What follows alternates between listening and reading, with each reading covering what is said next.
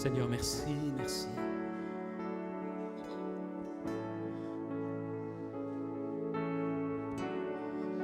Oh oui, tu es notre papa.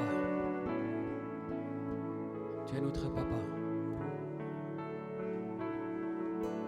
Infiniment bon, prévenant, prévoyant envers tes enfants, mais aussi un papa a confiance dans les enfants qu'il a élevés. Et tu as confiance en nous, en tout cas jusqu'à un certain point. Tu connais aussi, bien sûr, nos mauvais côtés, mais tu établis une relation de confiance. Merci Seigneur. Parle-nous ce matin. Parle-moi encore. J'ai tellement à apprendre de ta part. Amen. Amen.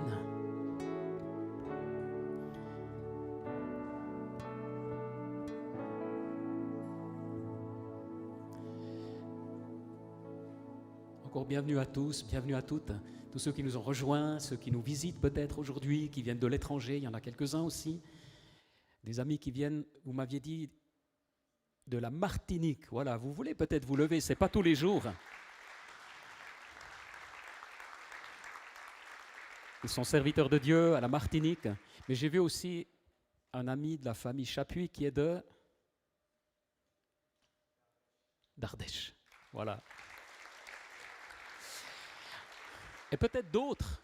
Du coup, vu que j'y suis, est-ce que d'autres personnes peut-être sont là pour la première fois ou nous visitent? On applaudit qui? Voilà, bienvenue, bienvenue. On a des membres fidèles qui viennent une fois par année, mais fidèlement. Des amis de l'Église qui sont à l'étranger. Je plaisante, mais c'est vrai, et ça nous fait plaisir aussi, ceux qui nous rejoignent d'année en année et qui ont été ici. Et j'ai un message à cœur aujourd'hui. J'ai beaucoup prié cette semaine, mais d'abord, simplement pour être dans la présence de Dieu. Et ce que j'aimerais partager ce matin, c'est le reflet de ces temps avec Dieu, c'est l'enseignement biblique aussi. On lira un passage dans Luc 16, versets 1 à 13, mais c'est surtout un travail intérieur par lequel Dieu peut-être me fait passer, sûrement même. Et en guise d'introduction, j'aimerais saluer aussi ceux qui nous suivent en live via Internet ou dans les jours qui viennent. J'aimerais dire aussi qu'on m'a posé la question à plusieurs reprises ces derniers jours, est-ce que le masque est obligatoire? Pour l'instant, selon les indications qu'on a du canton, ce n'est pas le cas pour les églises ou d'autres lieux de ce type, mais par contre, évidemment, qu'on continue de prendre toutes les mesures nécessaires et en particulier de prendre vos noms et prénoms de telle façon que s'il y avait un souci, vous puissiez être contacté et prendre vos responsabilités. Donc c'est comme ça que ça marche. On a à cœur aussi de se soumettre évidemment totalement aux autorités et on veut faire ni moins ni plus que ce qui est demandé. Donc voilà où on en est et on veut avancer avec confiance. On passe par une période particulière, on l'a dit, il y a quelques mois, et de particulière, j'ajouterais qu'elle est troublante entre-temps.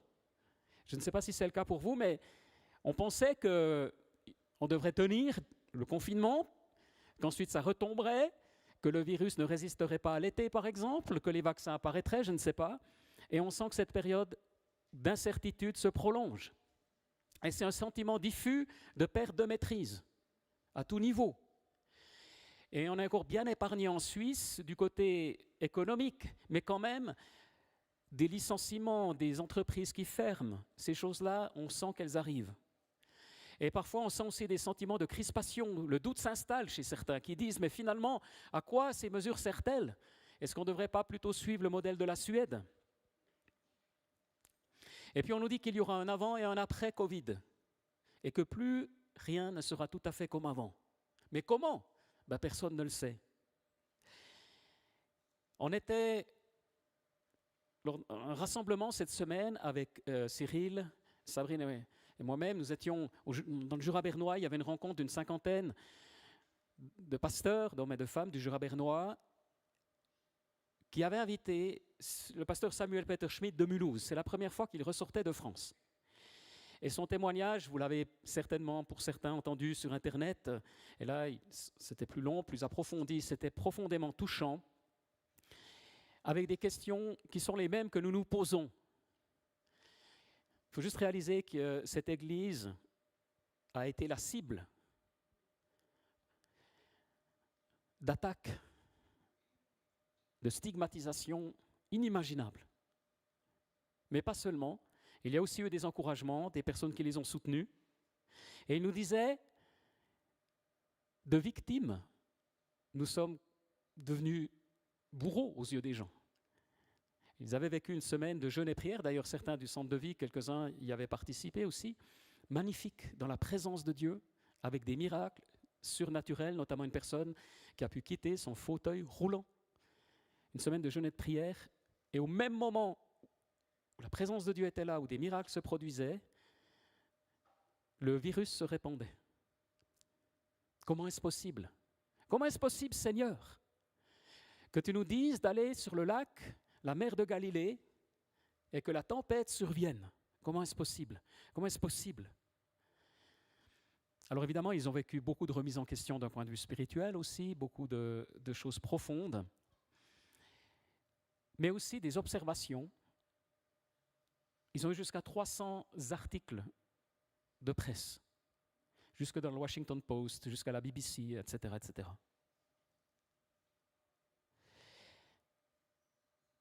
Aujourd'hui, pour les chrétiens, il y a le réflexe du repli.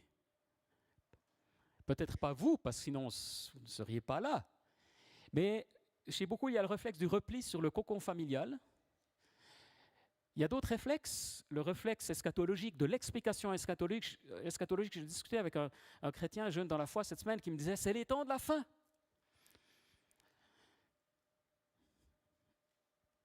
Et quand vous avez quelques dizaines d'années de vie chrétienne derrière vous, vous réalisez qu'il y en a eu plusieurs de ces temps de la fin, en 30 ans. Et puis ceux qui sont plus anciens, qui vivent depuis plus d'un siècle, mais enfin qui sont... Il y en a encore plus. Et je lui dis, mais les temps de la fin, c'est depuis le Nouveau Testament. Nous sommes dans les temps de la fin. Les premiers chrétiens attendaient les temps de la fin. Ils me disaient, oui, mais quand même. Je disais, mais oui, bien sûr, c'est vrai. Mais que Jésus revienne demain, dans 10 jours, dans 10 ans, en quoi cela change-t-il ma vie? Pourquoi est-ce que je devrais être moins préparé si Jésus revient dans 10 ans que s'il revient demain?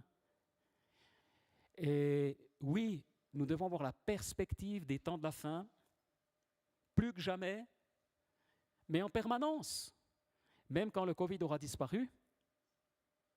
Ou peut-être ce chrétien a raison, c'est que le phénomène est globalisé. Ce n'est pas tellement qu'il y ait en Suisse, par exemple, beaucoup plus de morts qu'à d'autres époques, mais la crainte se globalise. L'anxiété, c'est légitime. On ne peut pas être fort et inconscient par rapport à ces réalités, oui. Mais on est moins préoccupé par le nombre d'accidents de la route, peut-être, parce qu'on y est habitué. Il y a d'autres types de morts auxquels nous sommes accoutumés, mais qui sont néanmoins graves. Donc c'est difficile. Et j'aimerais lire avec vous ce passage un peu particulier, même très particulier, de l'Évangile de Luc. Peut-être qu'à d'autres moments, on aurait évité un tel passage parce qu'il est défiant. On l'appelle le texte de l'économe, de l'intendant infidèle. Et si vous avez déjà lu ce texte, si ce n'est pas le cas, lisez-le, relisez-le chez vous. Mais c'est un texte défiant, vraiment défiant parce qu'on ne comprend pas au premier abord. Peut-être qu'il va s'afficher, j'espère, si vous êtes magnifique, magnifique. Jésus dit aussi à ses disciples, un homme riche avait un intendant. On vint lui rapporter qu'il gaspillait ses biens. Il l'appela et lui dit, qu'est-ce que j'entends dire à ton sujet? Rends compte de ta gestion, car tu ne pourras plus gérer mes biens. L'intendant se dit en lui-même, que vais-je faire? Puisque mon maître m'enlève la gestion de ses biens, travailler la terre, je n'en ai pas la force. Mendier, j'en ai honte. Mais je sais ce que je ferai, pour qu'il y ait des gens qui m'accueillent chez eux quand je serai renvoyé de mon emploi. Il fit venir chacun des débiteurs de son maître et dit au premier, combien dois-tu à mon maître?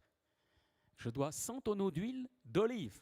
Il lui dit, voici ton reçu, assieds-toi vite et écris 50. Il dit ensuite à un autre, et toi, combien dois-tu? Je dois 100 mesures de blé. Et il lui dit, voici ton reçu, écris 80. Le maître fit l'éloge de l'intendant malhonnête à cause de l'habileté dont il avait fait preuve. En effet, Les enfants de ce monde sont plus habiles vis-à-vis de leur génération que ne le sont les enfants de la lumière. Et moi je vous dis, faites-vous des amis avec les richesses injustes, afin qu'ils vous accueillent dans les habitations éternelles lorsqu'elles viendront à vous manquer. Celui qui est fidèle dans les petites choses l'est aussi dans les grandes. Et celui qui est malhonnête dans les petites choses l'est aussi dans les grandes. Si donc vous n'avez pas été fidèle dans les richesses injustes, qui vous confiera les biens véritables? Et si vous n'avez pas été fidèle dans ce qui est à autrui, qui vous donnera ce qui est à vous? Aucun serviteur ne peut servir deux maîtres, car ou il détestera le premier et aimera le second, ou il s'attachera au premier et méprisera le second. Vous ne pouvez servir Dieu et l'argent. Jusqu'ici. Et les pharisiens, voilà, ils aimaient l'argent, se moquaient de lui. Dans l'évangile de Luc, on a plusieurs passages qui n'apparaissent pas dans les autres évangiles et qui traitent de la question des biens, des richesses et de l'argent. Manifestement, ça a préoccupé Luc, évidemment parce que ça préoccupait Jésus aussi. Et Luc, il a un sens social fort développé. Aussi un sens, on dit qu'il est médecin, et il a aussi un sens des malades. Il est préoccupé par la condition humaine et en particulier sociale. Et la fin du texte, elle est plus simple. Être fidèle dans les petites choses, ça, on arrive assez bien à comprendre. Mais par contre, qu'est-ce qui est en train de se passer avec cet intendant? Vous avez compris l'histoire, si vous n'avez pas lâché en cours de route, hein, c'est vrai que c'est un peu compliqué à un moment donné. Mais voilà que cet homme, il est gestionnaire, économe, intendant. Ce n'est pas un esclave, c'est un homme qui a de grandes responsabilités. Il nous représente. Il représente les disciples du Seigneur. Et il y a le maître, le propriétaire, qui lui a confié la gestion de ses biens.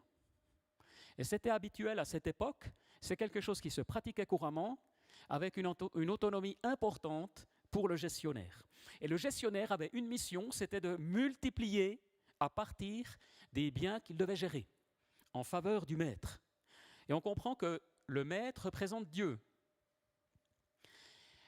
Il y a des milliers de pages qui ont été écrites sur ce texte, des livres entiers, des thèses de théologie, avec deux options. Est-ce que l'intendant a fait juste ou est-ce qu'il a fait faux? Une minorité pense qu'il a fait juste, en ce sens qu'il a été malin et qu'il lui était permis de faire ce qu'il a fait selon sa responsabilité. Mais il y a quand même un problème, c'est qu'il est dit que c'est un intendant malhonnête, en grec injuste. Le même mot que les richesses injustes. Il y a véritablement un problème avec cet homme. L'interprétation principale, à laquelle j'adhère aussi davantage, c'est de dire effectivement on a un problème. C'est un mauvais gestionnaire. C'est un mauvais gestionnaire parce qu'il gaspille les biens de son maître. Et on comprend que Dieu nous confie, il nous confie notre vie, notre temps, nos relations, nos biens, notre santé, nos dons, notre argent. Nous sommes des gestionnaires. Ce n'est pas la première fois que vous entendez cela, mais c'est profond. Ça veut dire que rien en soi ne m'appartient. Quand j'étais jeune converti, jeune dans la foi, j'avais un idéal de radicalité pour Dieu. Alors, je m'étais imaginé, j'en ai déjà une fois ou l'autre parlé, mais je m'étais imaginé avec un ami qui est aussi dans le ministère pastoral aujourd'hui, qui est pasteur dans une église réformée, on s'était imaginé vivre avec le minimum possible, de manger tous les jours du riz, à la manière d'Hudson Taylor, le futur missionnaire en Chine par exemple, de vivre avec le minimum possible en communauté, sans aucun bien. On a tenté quelque chose avec d'autres, une vie communautaire, qui a avorté assez vite pour diverses raisons, mais surtout parce que psychiquement, psychologiquement, à un moment donné, j'ai commencé à déprimer, il y avait comme un déséquilibre dans cette radicalité. Il y a quelque chose qui ne jouait pas. Alors je suis retourné chez mes parents, qui m'ont fort aimablement réaccueilli, et j'ai retrouvé la vie agréable de mon enfance encore pendant quelques mois. Mais au fond de mon cœur, j'avais aucune aspiration aux richesses injustes, c'est-à-dire aux biens de ce monde. C'est ça que ça veut dire, aux biens temporels. Aucune aspiration à gagner beaucoup. Et j'ai analysé ça et j'ai bien compris que, et mon épouse et moi-même, nous étions issus de familles de la classe moyenne assez relativement aisées. Donc, je n'avais pas du tout un sentiment de manque. Au contraire, j'étais plutôt en opposition. Et je voyais dans les évangiles une autre façon de vivre que celle de mes parents, avec ce qu'on a à la fin de l'adolescence, une sorte de radicalité, presque un extrémisme. Et je me suis bien rendu compte avec le temps que ce n'était pas non plus ma position qui était la meilleure. Mais enfin, je suis entré dans le ministère et un jour, alors que le salaire était ce qu'il était, nos besoins étaient ce qu'ils étaient, il nous fallait un plus grand appartement. On a écrit à une trentaine de gérances à Haute-Rive pour trouver un 5 pièces et demi à un prix abordable. Mais à un moment donné, j'ai dit, mais Seigneur, qu'est-ce que tu as prévu pour ton serviteur? C'était une prière sincère. Je me suis dit, mais il y a un bug. Ma femme pourrait travailler différemment, gagner des sous plutôt que servir à l'église bénévolement. Moi, je pourrais gagner plus dans un autre métier. Mais non, tu nous as appelés là, je n'ai pas envie d'avoir... Il y a une solution. Et je fais court l'histoire, mais on n'avait jamais pensé devenir propriétaire et acheter une maison, mais je peux vraiment dire que de façon providentielle, on a pu, quelques semaines plus tard, les choses se sont dénouées, on a pu acheter une maison à Haute-Rive, dans laquelle nous sommes encore aujourd'hui. Et cette maison a pris de la valeur. Et on y est bien. Puis je me disais, mais en lisant ces textes, est-ce que mon cœur est toujours prêt, comme avant? Je ne vais pas dire forcément à manger que du riz, mais est-ce que je serai prêt? Parce que Jésus est radical, et il dit, celui qui n'est pas prêt à abandonner tout ce qu'il a ne peut pas être mon disciple.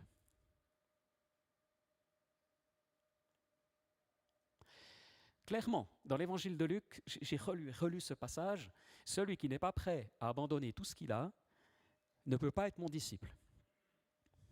Mais on a d'autres textes radicaux. Celui qui ne hait pas son papa, sa maman, ses enfants, son épouse, ne peut pas être mon disciple. Alors on a traduit dans les traductions modernes, à mon avis à juste titre, parce que la pensée hébraïque n'a pas toutes les nuances. Alors on traduit aujourd'hui, celui qui ne me préfère pas à son papa, à sa maman. Mais l'idée est la même. Est-ce que Dieu est le centre? Et je m'inscris dans les messages précédents des semaines dernières avec Raphaël Aubry, par exemple, avec Harris, avec aussi Cyril Weiner et Shekinah. On a été interpellés ces dernières semaines sur cette vie de disciple, cette radicalité de vie de disciple. Et c'est vraiment quelque chose qui me fait réfléchir. Et dans l'évangile de Luc, on a aussi un passage où Jésus dit, imaginez un homme, il est riche, il est même tellement riche qu'il a amassé beaucoup de biens, en l'occurrence du grain. Donc, il va bâtir un grenier supplémentaire. Et Jésus dit, mais imbécile, tu dis, alors, parce qu'il fait son calcul, il se dit, mais je ne vais plus travailler, c'est bon, j'ai assez, je vais jouir de la vie. Et il lui dit, mais t'es fou? Enfin, c'est un peu ça que ça veut dire. C'est une parabole, je pense, mais dans la parabole, c'est ça que ça veut dire. Parce que cette nuit, ton âme te sera redemandée. Tu vas mourir cette nuit. Et tout ce que tu auras fait, à quoi bon? Pourtant, est-ce que pour autant, l'idée d'économie, de grenier, pour passer l'hiver, est fausse? Et si on pense à Joseph dans l'Ancien Testament, vous connaissez l'histoire des 7 années de vaches maigres et des 7 années de vaches grasses, ou plutôt l'inverse. Joseph a été un gestionnaire pour l'Égypte, finalement pour sa propre famille aussi hébraïque, exceptionnel. Et parce qu'il a su gérer, écouter la parole de Dieu, construire des greniers, ils ont pu mettre de côté pour les années de vaches maigres. Et je suis persuadé que Dieu n'est pas contre le fait d'avoir des économies, de provisionner. Et j'irai plus loin, j'ai réalisé une chose, c'est que tout, au final, revient à une chose. Le problème, ce n'est pas l'argent. Le problème, ce ne sont pas nos terres. Mais tout revient à une chose, au cœur. Et ce qui intéresse Jésus, c'est le cœur. À aucun moment, Jésus dit, combien d'heures prier par jour? Ça nous aiderait d'avoir quelques indications. Il enseigne sur la prière. À aucun moment, Jésus nous dit combien de jours par semaine jeûner et prier. Il suppose qu'on jeûne et prie, mais on aimerait en savoir plus. Quand Jésus parle de la dîme, il dit aux pharisiens, oui, c'est ce que vous deviez pratiquer, mais il y a un problème. Ce n'est pas en pratiquant la dîme que tu as résolu le problème de ton cœur. Puis on aimerait dire, mais alors Seigneur, si on donne 12%, ou 8%, mais c'est pas... En fait, ce que je réalise plus j'avance, c'est que tout est une question du cœur. Et du coup, je me place devant Dieu, je me dis, mais Seigneur, je te donne tout, ma maison, mes biens, mes deux voitures. On a une Porsche et une Ferrari. Non, pardon. Une Yaris et un Touran. Et qu'est-ce que j'ai encore? 2, 3 autres objets. Mais Seigneur, ça t'appartient. Mais est-ce que nous sommes prêts? Je crois que c'est là la clé. Et Dieu, à un moment donné, peut nous conduire plus loin dans notre générosité, parce qu'on a tout donné. Ça lui appartient. Et Dieu cherche mon cœur. Il veut qu'on lui donne tout. Ça peut être d'autres choses que nous gérons. Nos relations, est-ce que j'ai tout donné? Est-ce que j'ai tout donné quant à mon ministère? Est-ce que j'ai lâché prise de la bonne manière face au centre de vie, moi-même en tant que pasteur? Où est-ce que j'en suis dans mes relations? Et cette période de crise, de Covid notamment, me reconduit à l'essentiel, à me poser les bonnes questions. Je relis et relis ces passages et je n'ai pas envie de passer par-dessus rapidement et de me dire « Non, tout est bon, moi c'est bon, je suis du bon côté, je suis né de nouveau, je me suis fait baptiser, c'est pour les autres. » Alors que beaucoup de textes nous interpellent, mais en profondeur. C'est véritablement troublant. Qu'est-ce que Jésus est en train de dire maintenant, si on revient sur l'économe infidèle? Il est en train de dire que cet homme-là, certes, il est malhonnête, mais il y a une chose qu'il a fait juste, c'est qu'il a pensé à son avenir. C'est qu'il a une perspective de l'avenir. Il a préparé son avenir. Il a été habile, il a été astucieux, il a été malin. C'est ça que le maître reconnaît en lui. Il n'est pas dit qu'il le réengage, pour autant. Mais il loue son attitude. D'une certaine façon, il avait le droit, probablement, de diminuer la dette des débiteurs. Ça, c'est possible. Il y a peut-être un avantage pour le maître, c'est qu'au minimum, les débiteurs rendent la moitié de la quantité d'huile d'olive. C'était la quantité d'environ 3 années de salaire. C'était conséquent. Et le blé correspondait probablement environ à 1 année de salaire. Il ne va pas pour autant le réengager. Mais ce que Jésus est en train de nous dire, c'est qu'on peut s'inspirer du monde d'aujourd'hui, d'hommes et de femmes qui n'appartiennent pas à Dieu, parce que sur certains côtés, par certains côtés, ça doit être inspirant pour nous. Et Jésus va dire, en réalité, ce qu'il dit, c'est qu'à la manière dont cet intendant malhonnête, infidèle, s'est comporté, vous qui êtes enfants de la lumière, comportez-vous aussi d'une manière qui prévoit l'avenir. Or, quel est l'avenir? L'avenir, en l'occurrence, ici, c'est la vie éternelle. Alors il prend son attitude comme un exemple pour nous dire, excusez-moi, je cherche une phrase que j'ai notée qui me plaisait bien, qui collait bien, voilà. C'est comme s'il disait, si l'intendant malhonnête était prudent dans sa sphère d'existence mauvaise et temporelle, combien plus les enfants de la lumière, les chrétiens, devraient-ils être prudents dans leur sphère juste et éternelle? Autrement dit, quelle est ma perspective de l'éternité? On n'enseigne pas, on ne prêche pas souvent sur l'éternité. On le faisait plus par le passé. Parce qu'on valorise la vie sur terre, et c'est bien. Mais on doit absolument comprendre que notre destinée, c'est cette vie éternelle. C'est cette vie éternelle qui commence ici.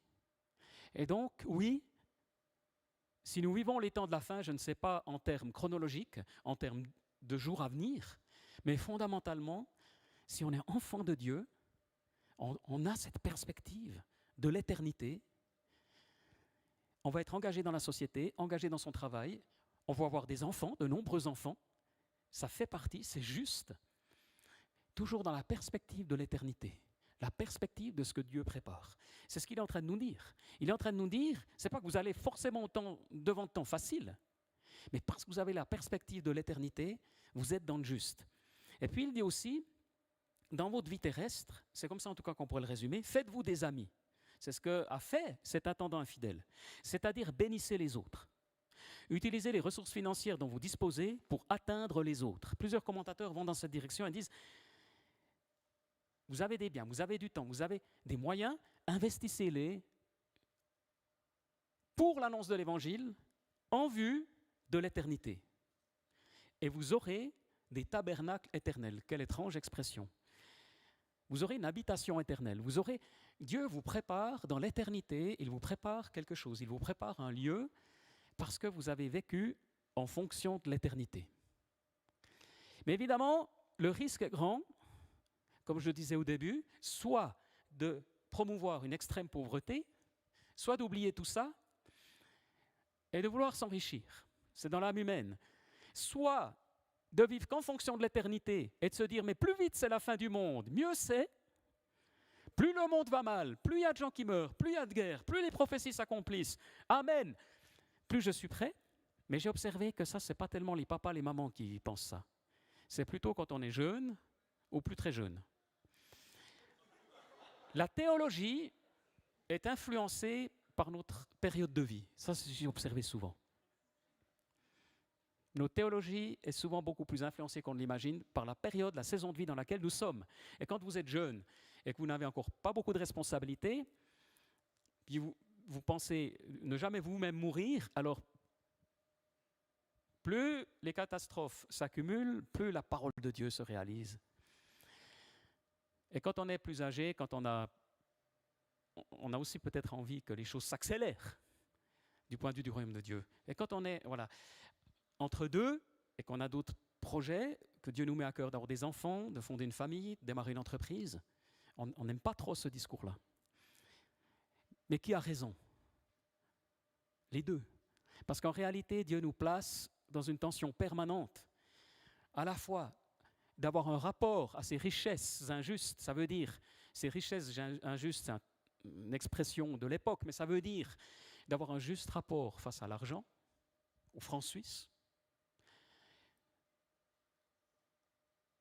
toujours en ayant en perspective la vie éternelle, avoir un juste rapport à nos relations, à nos biens, à nos dons, à nos qualités, à tout ce que Dieu nous donne, à notre vie d'église aussi. Bien imparfaite, dans la perspective de l'éternité. Qu'est-ce qui compte vraiment pour Dieu? Et c'est une question que je me pose, mais en permanence. En permanence. On raconte, un homme riche avait prévu entreprendre un voyage au Japon. Et il avait un gardien qui a fait un rêve, un veilleur de nuit.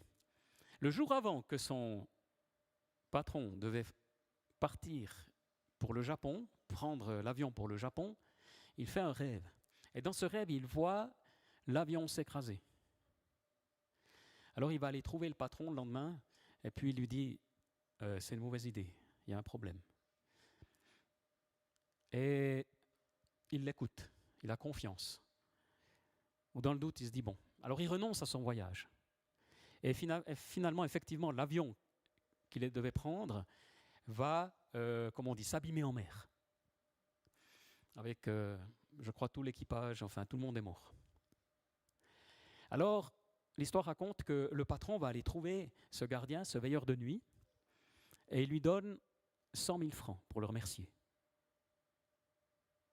Et il le licencie. Parce qu'un veilleur de nuit ne doit pas dormir la nuit.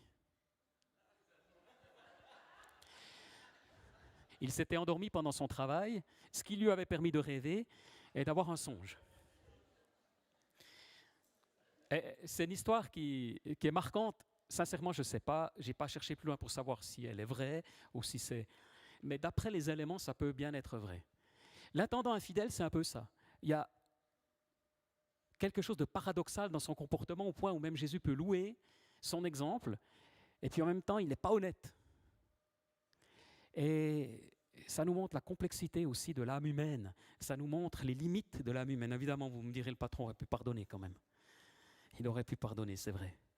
Ou lui confier une mission où il a le droit de dormir. Honorer son don prophétique au minimum. Alors, pour terminer, l'interpellation que Dieu me donne, c'est être fidèle dans les petites choses. C'est une qualité bien suisse qu'on peut honorer. La ponctualité, la précision, la crédibilité. C'est aussi le travail bien fait, même quand personne ne nous observe. Étudier soigneusement, être fidèle dans les choses encore petites que Dieu nous confie parce qu'il veut nous en confier des plus grandes. Et ça passe par là. Pardonner rapidement. Ne pas laisser l'amertume grandir. Ne pas laisser des émotions bizarres s'installer en nous. Parfois, c'est un défi, vraiment. Et revenir toujours dans la fidélité aux choses petites. On raconte d'un milliardaire futur. Ça peut être Rockefeller, mais je n'ai pas retrouvé, je ne suis pas sûr. Mais en tout cas, c'était un milliardaire américain, mais avant qu'il le devienne un jour, il est convoqué à un entretien d'embauche. Il arrive à cet entretien et il a un geste particulier. Il y avait une aiguille par terre, il ramasse l'aiguille. Et quand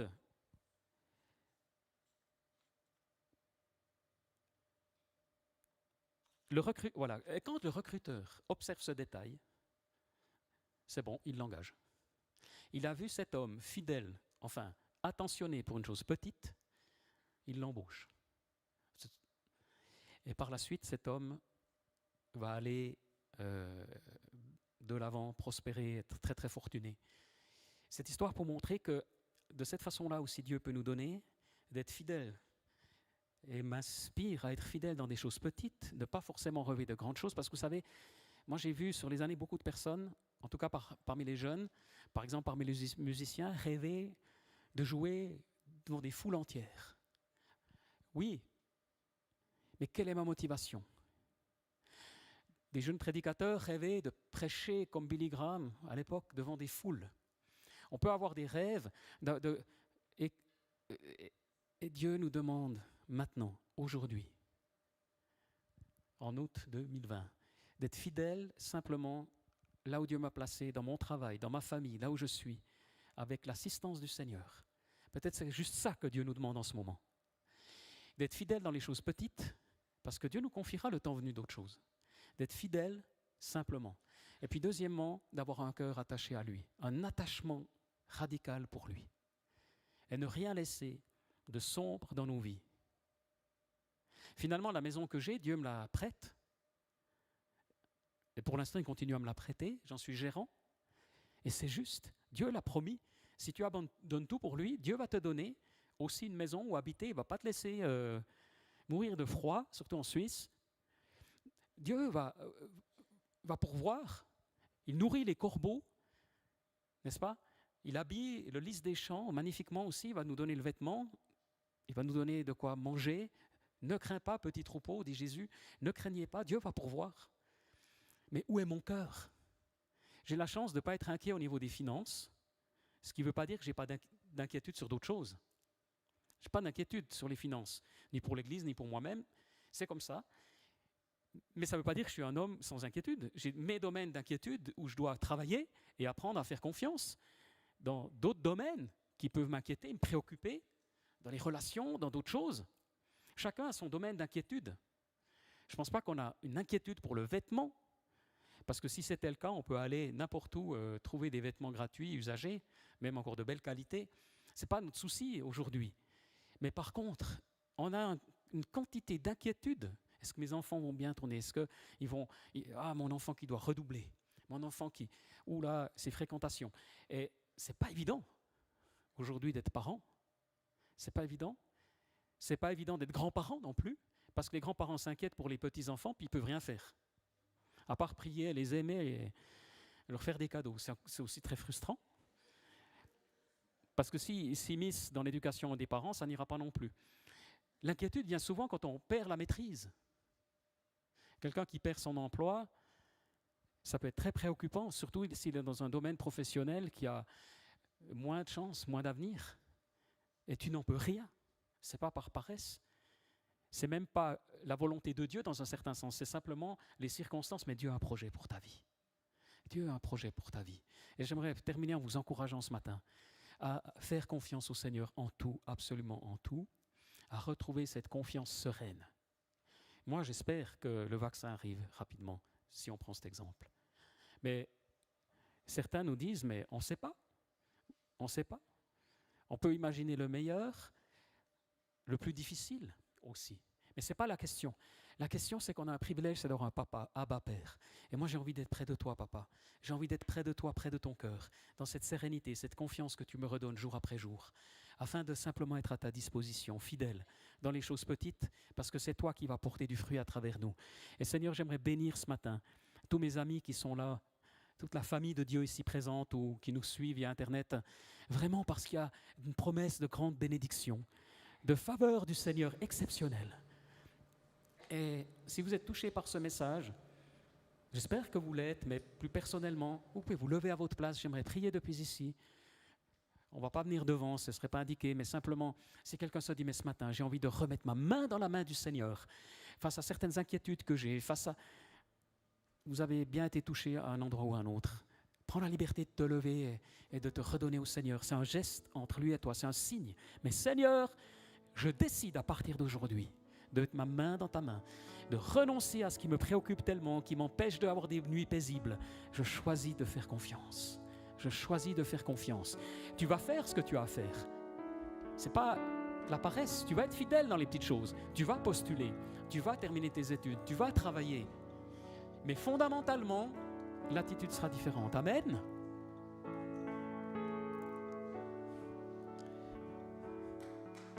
Amen. Merci. Restons debout encore un instant. Oh, papa, je prie pour mes amis qui se sont levés, tous ces bien-aimés, je suis aussi debout avec eux. Et je choisis, papa, de te faire confiance. De tout mon cœur, de toute mon âme, de toute ma force. Tu connais mes doutes, tu connais mes imperfections, tu connais mes questions ouvertes. Et pourtant, tu es là. Et je prie que ton bon Saint-Esprit nous visite maintenant. Que la présence du Père descende sur vous maintenant.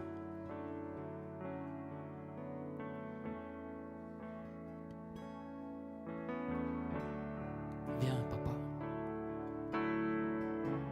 Viens, Saint-Esprit.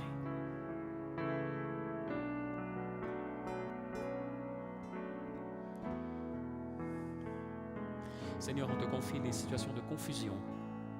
Là où dans certains foyers et familles, il y a de la confusion, le Seigneur est en train de te donner de la clarté, une nouvelle clarté. La lumière vient. Là où il y a de la poussière qui s'est installée, Dieu va donner comme un coup de vent. Un coup de vent qui balaye la poussière, qui nettoie, qui remet de la clarté.